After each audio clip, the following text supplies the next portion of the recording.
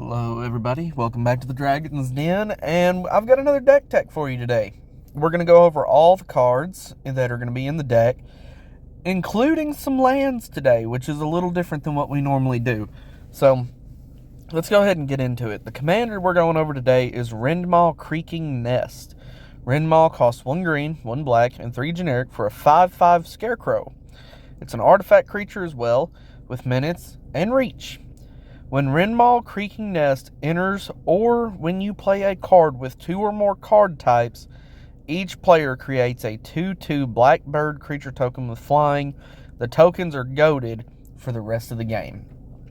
So, anytime you play any card that has multiple card types, everybody gets a bird and they're goated. Which means, basically you're giving your opponents a bunch of birds to just beat each other up with. It's pretty hilarious how that works. I think this is a really fun commander, and basically the idea behind it and the premise is really simple. You want to play as many cards as you possibly can with multiple card types. So, we're going to go over every single bit of that today, and the way we get the most value out of that trigger is by playing artifact creatures and enchantment creatures. That's where the vast majority of the value comes from. But just to save us some time going down the line, if I'm ever going over a card and it has multiple card types, understand that the main reason that it's in the deck is to make the birds. So this is like artifact creatures, enchantment creatures. There's a couple of enchantment artifacts in here. Things like that. Then there's like tribal instants and sorceries, tribal enchantments, things like that. That's all going to trigger your commander. So if you see any of those cards while we're going through here, that's all because they trigger your commander. And that's why they're here. So, let's get into our ramp, which is Soul Ring, obvious. Arcane Signet, obvious again, and Golgari Signet.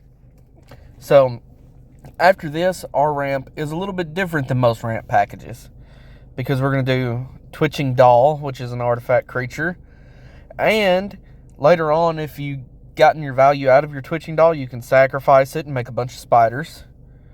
Ornithopter of Paradise, Leaden Mirror, Copper Mirror, Palladium Mirror, Mannequin, and Hedron Crawler.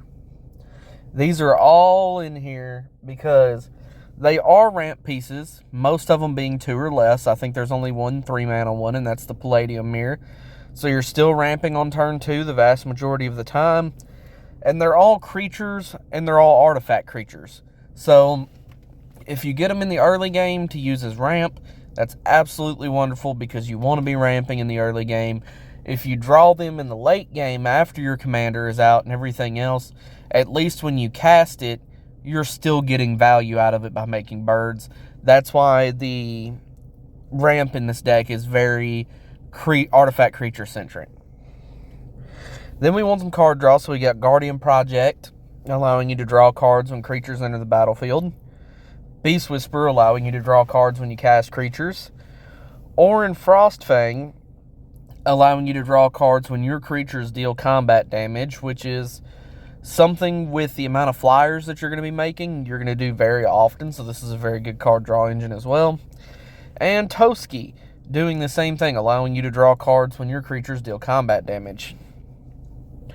Now let's get into just some of the good value pieces that we've got in here. These are things that are going to trigger our commander and give us additional value. So we got Erebos Bleak Hearted.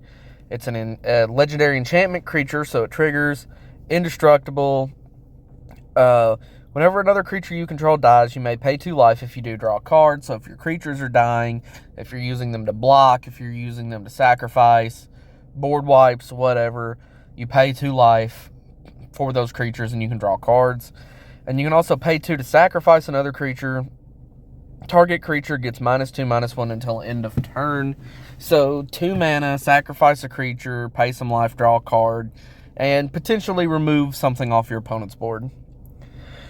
Next we got Pygm Kavu. This is a card that I had never heard of until I started doing research for this deck. So it's 1 green and 3 generic for a 1/2 Kavu creature. When Pygm Kavu comes into play, draw a card for each black creature your opponents control. The birds you make are black. You're going to be giving them to your opponents a whole lot. So this becomes a 4 mana draw a ton of cards. So it's very, very good in this deck. Metallic Mimic. It's an artifact creature that allows you to have your birds enter with +1/+1 counters. Adaptive Automaton, another artifact creature allowing your birds to be bigger. And Bad Moon. Bad Moon is just an enchantment, but it says black creatures get +1/+1, so you're going to be pumping all the birds that you're giving out. And those birds can't swing at you, so you're pumping your opponent's creatures and then forcing them to swing at each other. It's just hilarious to do that. And then we got some board wipes. We've got Damnation, pretty straightforward. Massacre Worm is really good, and you flood the board with 2/2s. And once your opponents are at a decently low life, because it's going to happen, you can play Massacre Worm, and with the amount of 2/2s you're giving out, you may be able to just win the game when you cast Massacre Worm. And then we have Decree of Pain, allowing you to destroy all creatures that can't be regenerated, and you draw a card for each creature destroyed. This way, there's going to be a lot of creatures. It can be a board wipe as well as draw a bunch of cards. I'm saying in most cases you don't want to be board wiping because your opponent's creatures kind of just fight each other. But if you get down to a one-on-one situation, or your opponents are kind of doing other things, like they have their own token strategies going on, or they're big go wide, or they're building a really strong board, you still might want to board wipe, and this will get you some extra value. You can also cycle it for 5, and when you cycle it, all creatures get -2/-2 until end of turn. So you can just use it to take out all the birds and whatever other little creatures your opponents have. Then we have Azuri's Predation, which is an 8 mana green, in this case, pretty much a board wipe. So you're going to make a 4/4 for all the creatures your opponents have, and then your 4/4s are going to fight their creatures. Since you're giving out a bunch of 2/2 birds, you play Azuri's Predation, you make a bunch of 4/4s, they fight the birds die, the beasts live, and you've given yourself a bunch of 4/4 beasts on top of the birds that you're still going to have. This is still just good value stuff. So we have an enchantment creature here. It says creatures you control have tap. Add 1 mana of any color. When it dies, if it was a creature, return it to the battlefield under its owner's control. It's an enchantment. So you play it, you get a bird. Now your birds tap for mana, and when it dies, whenever you make more birds, those birds can still tap for mana. Next we have Sad Robot, or Solemn Simulacrum. Artifact creature, gets you a land. When it enters, draws you a card. When it dies, really good in this deck. Overlord of the Hauntwoods, 5 mana, 6/5 with impending, meaning you can cast it for its impending cost, and it'll enter with 4 time counters on it as an enchantment. Once those 4 time counters are took off, it becomes a creature as well. Whip of Erebos, it's an enchantment artifact, so it triggers your commander. Creatures you control have lifelink, and you can pay for it and tap it. Return target creature card from your graveyard to the battlefield. It gains haste. Exile it at the beginning of the next end step. If it would leave the battlefield, exile it instead of putting it anywhere else. Activate this ability only anytime you can cast a sorcery. So it could allow you to get 1 more use out of one of your creatures if you absolutely need to. But the big thing is it gives your creatures lifelink, and I thought that was good enough to put in here because you're going to have so many birds and they have to attack because I believe yours are goated as well, meaning they have to attack. So, since they're going to have to be swinging around anyway, your creatures having lifelink is definitely not something to be upset about. Next, we have Bow of Niia, which is another enchantment artifact, and now your attacking creatures have Death Touch. And you can pay 2 and tap it, put a 1/1 counter on target creature, or Bow of Niia deals 2 damage to target creature with flying, or you gain 3 life, or put up to 4 target cards from your graveyard on the bottom of your library in any order. So you can get some cards back into your library, you can kill some of your opponent's creatures, you can gain some life, or you can grow some of your stuff. It's really versatile, and again, your attacking creatures having Death Touch is definitely not something to scoff at. Haywire Might. It's an artifact creature that is enchantment removal on a stick. So, there you go. Noxious Gearhulk, artifact creature. It destroys a creature when it enters the battlefield and you gain life equal to its toughness. Docside Shift is an enchantment creature. You can pay 2 and sacrifice an artifact or creature and draw a card. So you can pay 2 and sacrifice birds to draw cards. Aras of the Endless Web is an enchantment creature that's a 3/5 with reach. And whenever an opponent casts an instant or sorcery spell, you create a 1/2 spider creature token with reach. So, that's not bad. If you have opponents that have decks that really cast a bunch of instants and sorceries, you're going to get a lot of value out of that, on top of the fact that it's an enchantment creature, and it creates creatures that, should you get into the late game and it's a 1v1, you can block your birds that you're giving to your opponents. Next we have Gloom Shrier, which is an enchantment creature with menace.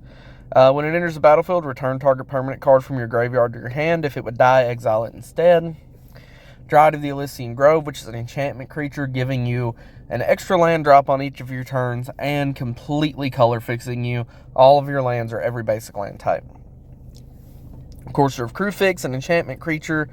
You play with the top card of your library revealed. You can play lands from the top of your library, and when a land enters the battlefield under your control, you gain a life. Niia, N Aide, which is another one of the Theros gods. It's an enchantment creature with indestructible. Creature spells cost 1 less to cast. This is a very creature-heavy deck. The cost reduction is going to be really good value. You can pay 3, reveal the top card of your library. If it's a creature card, put it into your hand. Otherwise, you may put it into your graveyard. So it could turn out to be a pay 3 draw card. It's some card advantage stapled on to a cost reduction, which is really good. Eidolon of Blossoms, which is an enchantment creature itself with Constellation. Whenever Eidolon of Blossoms or another enchantment enters the battlefield under your control, draw a card. We have lots of enchantment creatures. We have some tribal enchantments. So this is going to be another way for you to just do what your deck wants to do, play cards with multiple card types, and it'll allow you to draw cards furthering your strategy. So something that I think is going to be fun is I've got a few cards in here like Blood Artist. So whenever Blood Artist or another creature dies, target player loses 1 life and you gain 1 life. You are going to be flooding the board with birds. So a typical game is a 4-player pod. So every time, pretty much anytime you cast a spell, it's not always, but the vast majority of the spells you cast are going to create 4 birds around the table every single time. So it would not be out of the realm of possibility for you to easily, wipe the board or put, 20 creatures on the battlefield, and then somebody wipes the board, you wipe the board, whatever, and your triggers like Blood Artist starting to add up, especially if there is such a great big board like that and people are having to swing around. A card like Blood Artist could straight up just win you the game out of nowhere. So we have Blood Artist, we have Zulaport Cutthroat, which says whenever that or another creature I control dies, each opponent loses 1 life and you gain 1 life. You're still going to have a lot on your side of the battlefield. Blood Artist does it for everybody. Zulaport Cutthroat only does it for you, but you're still going to have a ton of creatures. Falcon Wrath Noble does it for everybody's creatures. It's basically a bigger version of Blood Artist, so it costs 2 more, but it gets flying and actually it's a 2/2 instead of a 0/1. And then Bastion of Remembrance. It enters the battlefield, you create a 1/1 white human soldier creature token. Whenever a creature you control dies, each opponent loses 1 life, and you gain 1 life. So, those are the only 4 cards in here that really do that, but they can definitely sway a game, and they can outright finish a game towards the end. Life totals are going to be low, so having a few of these out and then wiping the board, like I say, it can absolutely end the game. Next we have Rata, Called to the Hunt, which is a enchantment creature. Each other creature you control enters the battlefield with an additional +1/+1 counter on it, so your birds are bigger. Next we have Necron Deathmark, which is a 5-mana 5/3 with flash. It's an artifact creature. When Necron Deathmark enters the battlefield, destroy up to one target creature, and target player mills 3 cards. So, it's an artifact creature that's a piece of removal. Next we have Aros, God of the Dead, which is an enchantment creature. Once again, it has indestructible. It says your opponents can't gain life, which could become relevant. And you can pay 2 and pay 2 life and draw a card. So anytime you've got 2 life to spare and 2 mana, you can be drawing cards. Drawing cards in Magic is never a bad thing to be doing. Next we have Poison Tip Archer, just like with the Blood Artist and everything earlier. It's the same thing, just there's going to be so many creatures out that having this out, if anybody takes drastic action against the board, you're going to be gaining a bunch of life and dealing a ton of damage. Next we have Bitter Blossom, which is a tribal enchantment. At the beginning of your upkeep, you lose 1 life and put a 1/1 Black Fairy Rogue creature token with flying into the battlefield. So it gives you another flyer on each of your turns, and it triggers your commander. Definitely worth running. Demolisher Spawn. 2 green and 5 generic for a 7/7 with trample and haste. With Delirium. Delirium should be pretty easy to hit in this deck, as most of the creatures, so you have artifact creatures, enchantment creatures, a bunch of both. That's 3 of them already. So if you do any sort of fetching or anything like that, now you've got a land. There's also instants and sorceries in this deck, quite a few of them. So it's not going to be hard to get Delirium at all. So having a Delirium card in here isn't bad, but the deck isn't built to achieve Delirium necessarily. But if you happen to have Delirium, when Demolisher Spawn attacks, if there are 4 more cards, card types among cards in your graveyard, other attacking creatures get +4/+4 until end of turn. So basically your birds are just going to be huge. Alright, next we have Lignify. Lignify is a 2-mana tribal enchantment that turns your opponent's creature into a 0/4 tree folk. That's extremely annoying to deal with. Alright, then the only token doubler in this deck is right here. It's Primal Vigor. The reason that Primal Vigor, I think, is worth running is, while token doublers for you could be really good, the reason I don't think they're worth running is they're extremely expensive cards and you're only doubling up your tokens. And that's okay, but your opponents are going to be swinging at each other anyway, so you don't mind. You actually want them to get the benefits as well, especially if you're going to be having things like your Blood Artist out. So Primal Vigor just doubles up all the tokens that would be made and all the 1/1 counters that would be placed. So there's a couple of things to put counters on in this deck. Not a lot. It's not the focus, but if it happens to be out while this is out, that's a bonus. But the big thing is, now you cast a card, you put 8 birds onto the battlefield.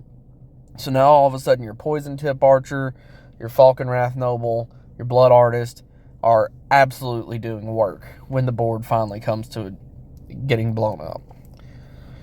Next we have Sanctum Weaver, 2-mana enchantment creature that taps to add X mana of any one color, where X is the number of enchantments you control.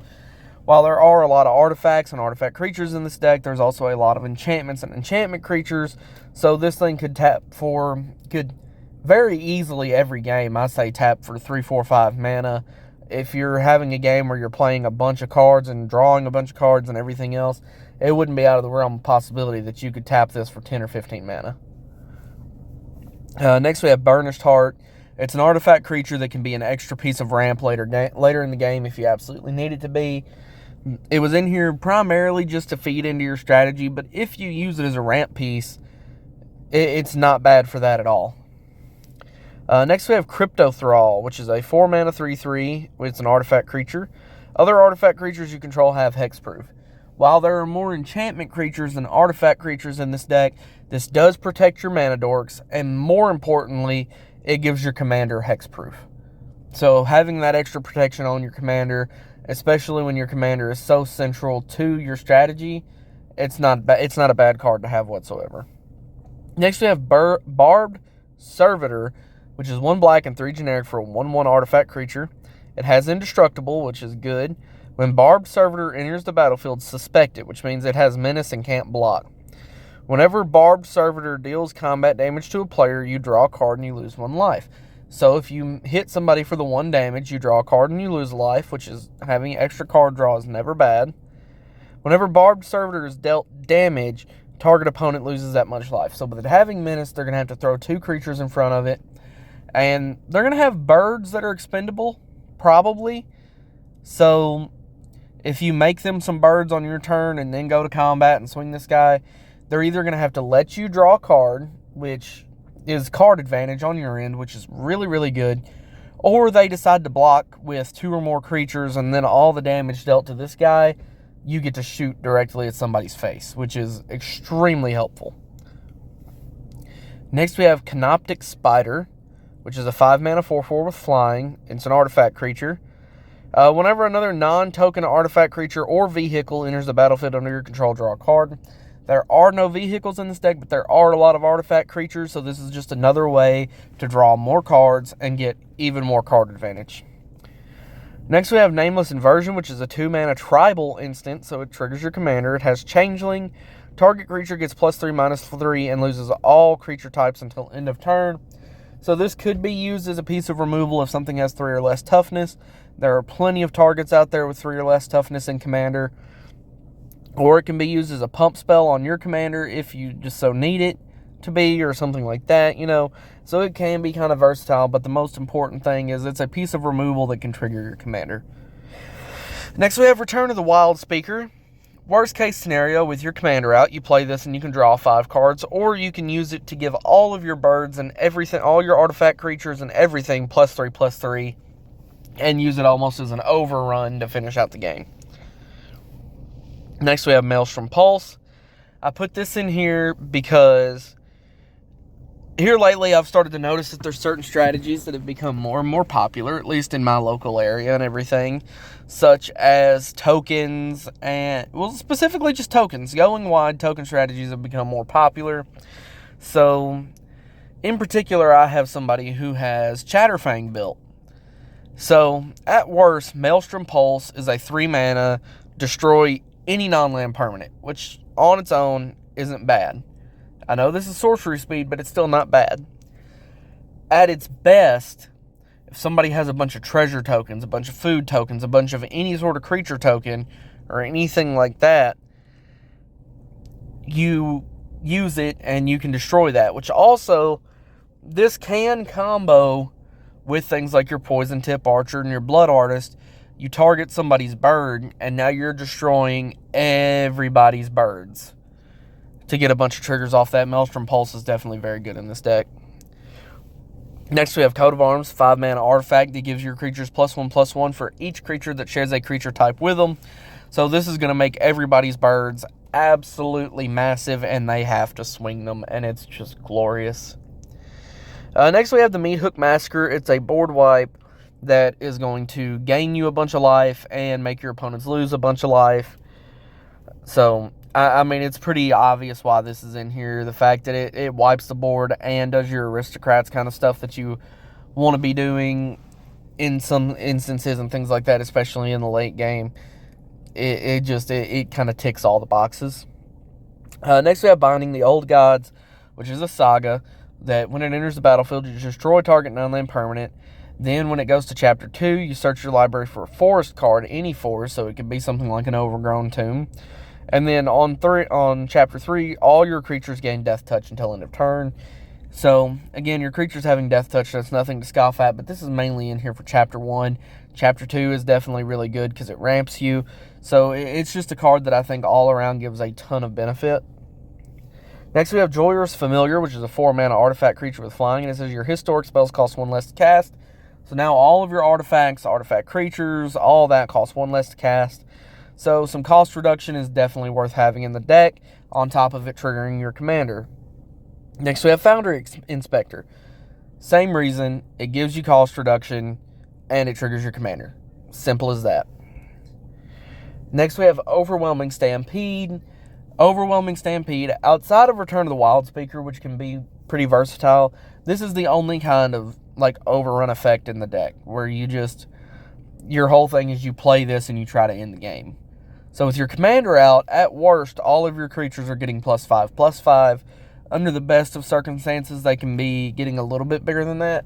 But having 7/7 birds with trample, that's pretty fantastic to be just throwing that kind of power around the board. And with everybody else already hitting each other, it's definitely something that, you know, it'll end the game pretty easily. Next we have Death Sprout, which is a 4-mana instant. Destroy target creature, search your library for a basic land card, put it onto the battlefield tapped, then shuffle your library. So it's a combo removal ramp piece. Definitely worth running.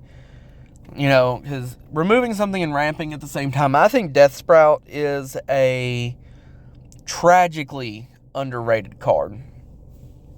But now's the part of the video where we're going to get into a little something different. We went over all the cards that are in the deck already. And normally that's just where I would call it and we would move on and I'd see you next time. But the fun thing about Rendmaw is he says when you play a card with multiple card types.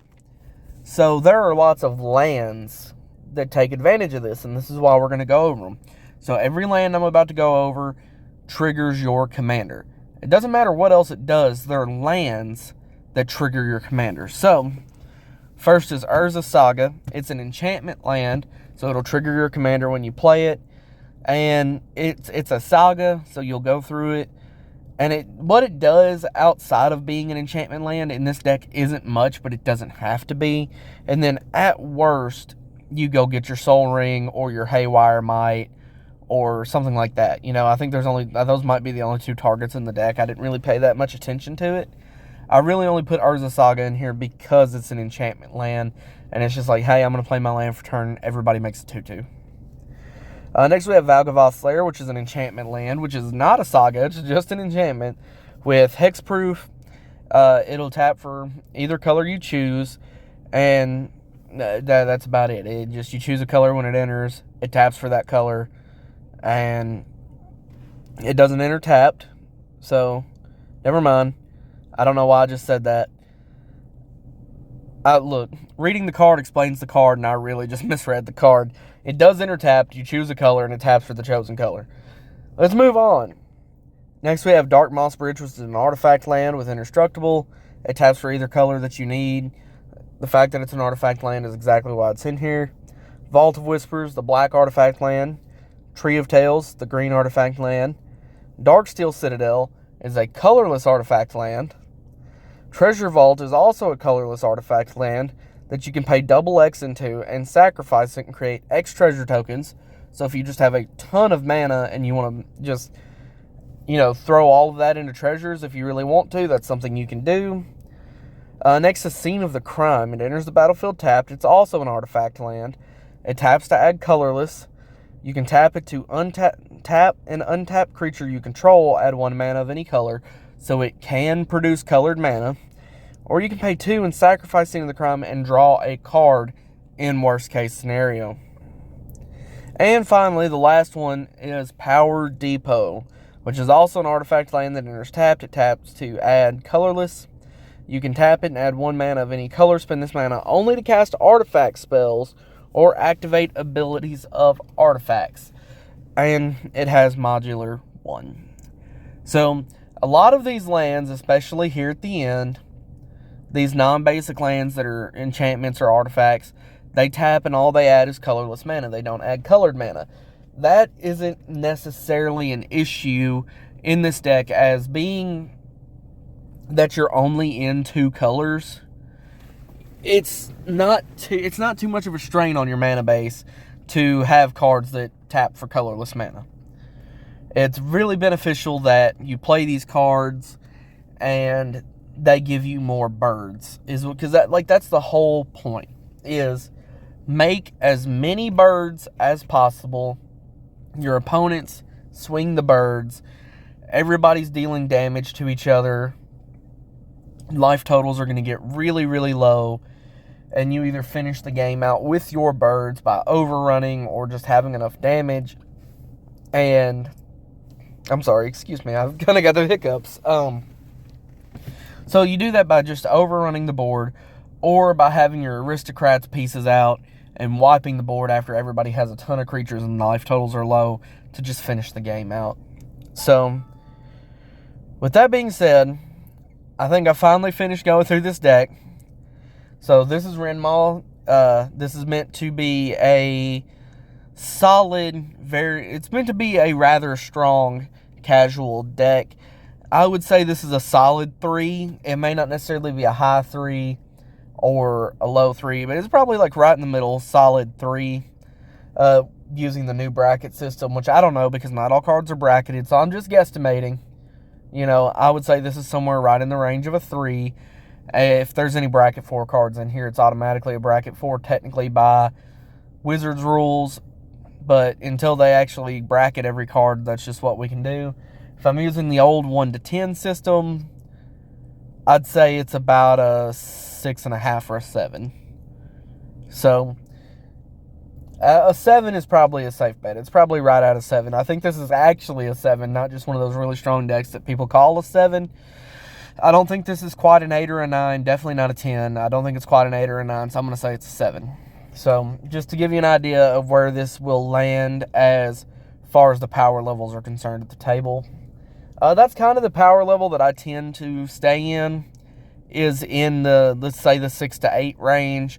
Or, I guess, going forward will be in the bracket 3 range, because the brackets are much broader than the tiers were. So, that's kind of where I tend to stay, because that's where my group tends to stay. We don't tend to go to 10s or bracket 4s. Well, a lot of our decks are probably bracket 4s because of the way the brackets work. But, you know, a mid 3 to a low 4 in the bracket system would probably be where we are. But I'd say mostly 3. So that's where most of my decks are going to land, because I think having a deck that's good enough that you're going to be doing powerful things in the game is fun. And I think that's a fun experience for everybody when people are playing decks that do powerful things, but they're not so optimized and so quick that you're going to be having 3 and 4 turn games. You know, I think seeing a deck that does really, really well, it does what it's supposed to do really, really well. People that have decks that win in, 7 to 10 turns rather than 3 to 5 is the difference between people doing really, really powerful things and having a good time, and people doing really, really powerful things and they're annoyed because somebody else did their thing quicker than they did, So, these decks are meant to be where they interact, they do something, and they do it really, really well, and they play consistent. That's one of the most important things with deck building, is consistency. And let's go ahead and call that like your hint of the day, is build consistently. You want your deck to do the same thing, and you want it to play the same every game that you sit down to play it. You don't want it to be absolutely crazy, monsterful strong one game, and then absolutely suck the next game. You want to have the right balance of cards in your deck to where it plays the same game over game, and you know what to expect out of your deck. So, this was my deck tech for Rendmaw, and there's a little bit of deck building advice at the end to shoot for consistency. So with that being said, I will catch y'all next time, and I hope you all have a wonderful day.